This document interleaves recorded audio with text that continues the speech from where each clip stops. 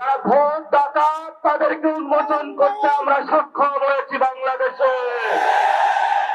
ওরা শুধু ভোট চুরি করে নাই, ডাকাতি করেছে। আমাদের সুস্পষ্ট অনেকগুলো দাবি রয়েছে। আজকে নির্বাচনের পরে 11 দলীয় যে ঐক্য রয়েছে, আমরা জনগণের সামনে উপস্থিত হয়েছি। আমরা প্রথমত বলতে চাই, পার্লামেন্টে যে ভোট ডাকাতরা গিয়েছে, জনগণের সামনে আমরা বিরোধী দল হিসাবে হাজির হয়েছি।